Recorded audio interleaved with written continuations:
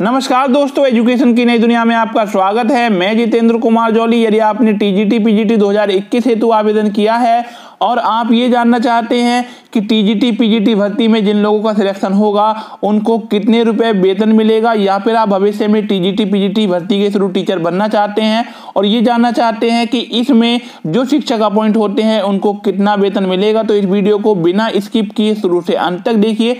आइए शुरुआत करते हैं।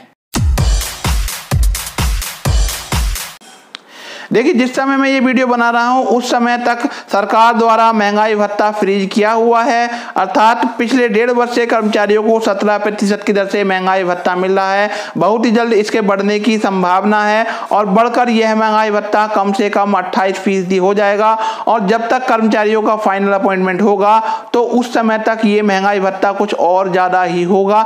इस वीडियो में हम केवल 28% महंगाई भत्ता मानते हुए कैलकुलेशन कर रहे हैं, क्योंकि जब तक इन कर्मचारियों का फाइनल अपॉइंटमेंट होगा तब तक कम से कम 28% महंगाई भत्ता अवश्य मिल रहा होगा। यहाँ पर मकान किराया भत्ता, नगर क्षतिपूरक भत्ता, परिवार नियोजन भत्ता आदि के कारण विभिन्न स्थानों एवं व्यक्तियों के वेतन में कुछ अंतर हो सकता है और इस वीडियो में टीडीएस काटकर नहीं दिखाया गया है। तो देखिए, जब भी किसी सरकारी कर्मचारी की नियुक्ति होती है तो उसको 3 प्रकार का आर्थिक लाभ मिलता है। पहला होता है बेसिक पे, उसके बाद में दूसरा होता है डीए और तीसरा होता है एचआरए। तो सबसे पहले हम बात करते हैं बेसिक पे। बेसिक पे को मूल वेतन कहा जाता है और इसकी जो गणना है वो 7वें वेतन आयोग के अनुसार की जाती है। 4600 ग्रेड पे पर जो कर्मचारी अपॉइंट होते हैं उन लोगों को 44,900 रुपये प्रारंभिक मूल वेतन अर्थात बेसिक पे प्राप्त होता है। तो टीजीटी वाले जितने भी कैंडिडेट हैं उनको 4600 ग्रेड पे मिलेगा और उनका जो प्रारंभिक मूल वेतन होगा वो 44,900 रुपये होगा। लेकिन जो अभ्यर्थी पीजीटी ग्रेड पर सिलेक्टेड होंगे उनको 4800 ग्रेड पे मिलेगा और उनका प्रारंभिक मूल वेतन जो है वो 47,600 रुपये होगा। तो देखिए, आप लोगों को ये नहीं देखना है कि इतना ही वेतन मिलेगा। जो ये वेतन मिलेगा, इस वेतन के साथ साथ में अभ्यर्थियों को डीए और एचआरए भी मिलने वाला है। तो देखिए, डीए क्या होता है अब इसके बारे में हम जान लेते हैं। डीए की फुल फॉर्म होती है डियरनेस अलाउंस अर्थात महंगाई भत्ता। तो ये देखिए, जो महंगाई बढ़ती है एक तरीके से उसका हर्जाना होता है और जैसे जैसे महंगाई बढ़ती है उसी प्रकार से महंगाई भत्ता भी बढ़ता रहता है। साथ ही साथ अभ्यर्थियों को जिस स्थल पर वह नौकरी कर रहे हैं उस स्थल पर रहने के लिए मकान किराया भत्ता दिया जाता है। उस मकान किराए भत्ते को एचआरए अर्थात हाउस रेंट अलाउंस मकान किराया भत्ता कहते हैं। ये जो मकान किराया भत्ता है यह कर्मचारी के कार्य करने के स्थान पर निर्भर करता है। यदि कोई कर्मचारी शहरी क्षेत्र में काम कर रहा है तो उसका एचआरए ज़्यादा होगा और यदि कोई कर्मचारी ग्रामीण क्षेत्र में कार्य कर रहा है तो उसका एचआरए कम होगा। आइए जानते हैं किस कर्मचारी का एचआरए कम होगा और किसका ज़्यादा होगा। तो देखिए, एचआरए के अमाउंट को लेकर शहरों को 3 भागों में बांटा गया है। पहला है ए, बी1 और बी2 कैटेगरी के शहर, दूसरा है सी कैटेगरी के शहर और तीसरा है ए वर्गीकृत श्रेणी के शहर। तो देखिए, ए, बी1 और बी2 कैटेगरी में जितने भी महानगर हैं वे सभी आते हैं लखनऊ, कानपुर, मेरठ, बरेली, इलाहाबाद, वाराणसी, आगरा, गोरखपुर, नोएडा, गाजियाबाद, अलीगढ़ और मुरादाबाद जनपद के शहरी क्षेत्र। इन जिलों के शहरी क्षेत्र हैं वहां पर आपको महानगरीय मकान किराया भत्ता मिलेगा और ये मकान किराया भत्ता सबसे ज़्यादा होगा। इसके बाद में बात करते हैं सी कैटेगरी की।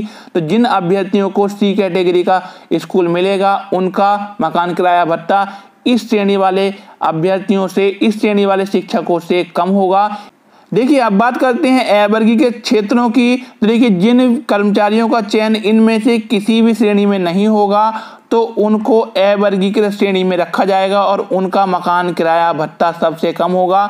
तो देखिए, यहाँ पर आप इसका स्क्रीनशॉट लेकर रख सकते हैं कि आपको कौन सा क्षेत्र का स्कूल लेना चाहिए। सबसे पहले बात करते हैं यूपी टीजीटी 2021 भर्ती में जिन अभ्यर्थियों का चयन होगा उनको कितना वेतन मिलेगा। तो यहाँ पर भी हम देख लेते हैं श्रेणी ए, बी1 और बी2 वाले नगरों में जो अभ्यर्थी सिलेक्टेड होंगे उनको कितना वेतन मिलेगा। तो इन जो कर्मचारियों का मूल वेतन होगा वो 44,900 रुपये होगा। जैसे कि मैंने आपको पहले बताया है कि टीजीटी में जिन अभ्यर्थियों का चयन होता है उनको 4600 ग्रेड पे मिलता है, और 4600 ग्रेड पे वाले जो कर्मचारी होते हैं उनका 7वें वेतन आयोग के अनुसार मूल वेतन 44,900 रुपये होता है।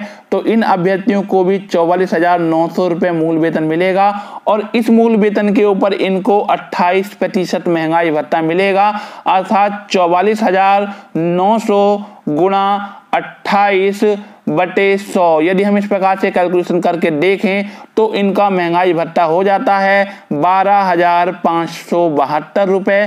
साथ ही साथ ऐसे अभ्यर्थी जिनको इस श्रेणी का मकान किराया भत्ता मिलेगा, तो इस श्रेणी का जो मकान किराया भत्ता है वो टीजीटी वाले अभ्यर्थियों के लिए 5,520 रुपये है। तो कुल मिलाकर यदि देखा जाए तो इन कर्मचारियों को इतने रुपए मूल वेतन मिलेगा, महंगाई भत्ता मिलेगा और मकान किराया भत्ता मिलेगा। इस प्रकार से इनका जो कुल वेतन है वो 62,992 रुपये होगा।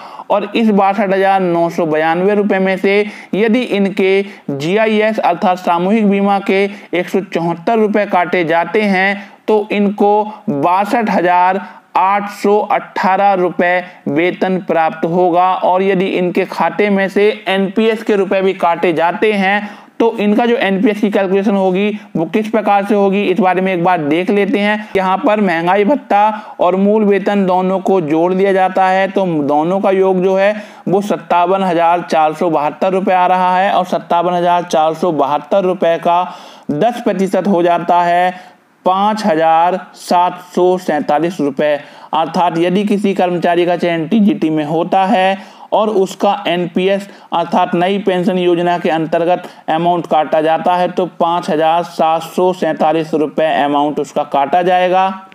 यदि कर्मचारी का NPS का अमाउंट काटा जाता है तो उसको 57,071 रुपये अमाउंट वेतन के रूप में प्राप्त होगा, और यदि NPS नहीं काटा जाता है तो उसको 62,818 रुपये वेतन मिल सकता है।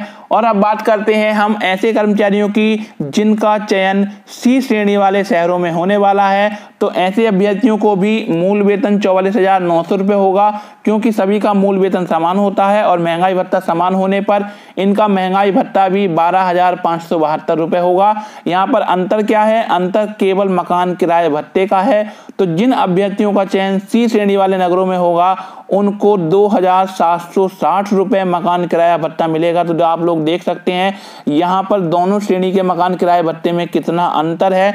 इस प्रकार से देखा जाए तो कुल मिलाकर इनका जो वेतन हो जाता है वो हो जाता है 60,232 रुपये। यदि इसमें से 174 रुपये GIS के काटे जाते हैं तो इनको 60,058 रुपये वेतन प्राप्त होगा। और यदि इनके NPS के रुपए भी काटे जाते हैं तो NPS के 5,747 रुपये काटे जाएंगे, और इन कर्मचारियों के खाते में 54,311 रुपये वेतन आएगा। आगे बात करते हैं A वर्गीय के श्रेणी में जिन अभ्यर्थियों का चयन होगा तो उनको कितना वेतन मिलेगा। तो देखिए मूल वेतन और महंगाई भत्ता तो यहाँ पर दोनों कंडीशन की तरह सेम ही होगा, किंतु मकान किराया भत्ता यहाँ पर ज़्यादा होगा। इन अभ्यर्थियों को 1,840 रुपये मकान किराया भत्ता मिलेगा। तो आप लोग देख सकते हैं पहली श्रेणी में और तीसरी श्रेणी के मकान किराया भत्ता में जमीन आसमान का अंतर होता है। तो यदि किसी कर्मचारी का चयन यहाँ पर A वर्ग की श्रेणी में होता है तो उसका जो कुल वेतन होगा वो 59,313 रुपये होगा, और यदि इसमें से GIS के 174 रुपये काटे जाते हैं तो उनके खाते में 59,138 रुपये वेतन आएगा। और यदि उनके खाते में से NPS भी काटा जाता है तो NPS 5,743 रुपये काटा जाएगा, और उनके खाते में 53,351 रुपये वेतन प्रति माह आने की संभावना है। आइए बात करते हैं ऐसे अभ्यर्थियों की जिनका चयन यूपी पीजीटी 2021 भर्ती के अंतर्गत हो जाएगा, और उनको यदि श्रेणी A, B1 या B2 का नगरीय मकान किराया भत्ता मिलता है तो उनका कितना वेतन होगा। तो देखिए जिन अभ्यर्थियों का चयन पीजीटी के अंतर्गत होगा उनको 4800 ग्रेड पे प्राप्त होगा, और 7वें वेतन आयोग के अनुसार 4800 ग्रेड पे वाले जो कर्मचारी होते हैं उनका मूल वेतन होता है 47,600 रुपये। इस 47,600 रुपये पर 28% महंगाई भत्ता मिलेगा, अर्थात 47,600 गुणा 28/100। तो इस प्रकार से इनका महंगाई भत्ता जो होता है वो होता है 13,328 रुपये। और ये इस श्रेणी के कैंडिडेट होंगे उनको मकान किराया भत्ता 5,620 रुपये मिलने वाला है। इस प्रकार से देखें तो इनका जो कुल वेतन हो जाता है वो होता है 66,548 रुपये। और यदि इसमें से इनके GIS अर्थात सामूहिक बीमा के 174 रुपये काटे जाते हैं तो इनको 66,374 रुपये प्रति माह वेतन प्राप्त होगा। और यदि इनके NPS के काटे जाते हैं तो देखिए इनके NPS की कैलकुलेशन किस प्रकार से की जाएगी, आइए इस बारे में देख लेते हैं। तो देखिए PGT भर्ती के तहत जिनका चयन होगा उनका कितना NPS काटा जाएगा, तो देखिए इनका मूल वेतन हो जाता है 47,600 रुपये। इस पर इनको 13,328 रुपये महंगाई भत्ता मिल रहा है। कुल मिलाकर ये अमाउंट हो जाता है 60,928 रुपये। इस 60,928 का 10% NPS के रूप में काटा जाएगा तो 60,928 गुणा 10/100 अमाउंट हो जाता है 6,092 रुपये।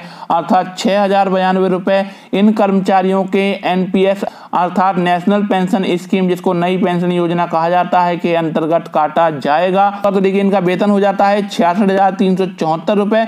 और इसमें से 6,092 रुपये यदि NPS के काटे जाते हैं तो इनके खाते में आएंगे 60,282 रुपये। अब बात करते हैं ऐसे अभ्यर्थियों की जिनका चयन C श्रेणी वाले नगरों में PGT के अंतर्गत होगा। तो देखिए मूल वेतन यहाँ पर भी 47,600 रुपये है और इन कर्मचारियों को 13,328 रुपये महंगाई भत्ता मिलेगा। और इनका जो मकान किराया भत्ता होगा वो A श्रेणी वालों से थोड़ा कम होगा, अर्थात 2,810 रुपये इनका मकान किराया भत्ता होगा। इस प्रकार से देखें तो इनका जो कुल वेतन होगा वो 63,738 रुपये होगा। और देखिए यदि इन कर्मचारियों का GIS काटा जाता है तो देखिए GIS के 174 रुपये काटे जाएंगे और इनको जो वेतन प्राप्त होगा वो 63,564 रुपये वेतन प्राप्त होगा। इसमें से यदि NPS के भी 6,092 रुपये काट लिए जाएं तो इनके खाते में कम से कम 57,472 रुपये अवश्य आएंगे। अब बात करते हैं ऐसे अभ्यर्थियों की जिनका चयन A वर्गीकृत श्रेणी वाले नगरों में होगा तो उनको कितना वेतन मिलेगा। तो देखिए यहाँ पर मूल वेतन है 47,600 रुपये। इस पर 28% की दर से महंगाई भत्ता हो जाता है 13,328 रुपये और मकान किराया भत्ता हो जाता है 1,870 रुपये। अर्थात इस श्रेणी में सबसे कम मकान किराया भत्ता मिल रहा है। तो देखिए इस प्रकार से देखा जाए तो इनका जो कुल वेतन हो जाता है वो 62,798 रुपये हो जाता है। इसमें से यदि GIS के 174 रुपये काटे जाएं तो इनके खाते में 62,624 रुपये आएंगे। और यदि इनके खाते में से 6,092 रुपये NPS के भी काटे जाते हैं तो इनको प्रति माह 56,532 रुपये वेतन प्राप्त होगा। ये वीडियो आपको कैसा लगा कमेंट करके बताइए। यदि वीडियो अच्छा लगा हो तो लाइक कीजिए और अपने साथियों में शेयर कीजिए। यदि आप हमारे चैनल पर नए आए हैं और आपने हमारे चैनल को अभी तक सब्सक्राइब नहीं किया है तो चैनल को सब्सक्राइब कर लीजिए। सब्सक्राइब करने के बाद बेल आइकन दबाकर ऑल नोटिफिकेशन ऑन कर लीजिए ताकि हमारी आने वाली वीडियो का नोटिफिकेशन आपको मिलता रहे। फिर मिलेंगे एक नई वीडियो के साथ, तब तक के लिए गुड बाय।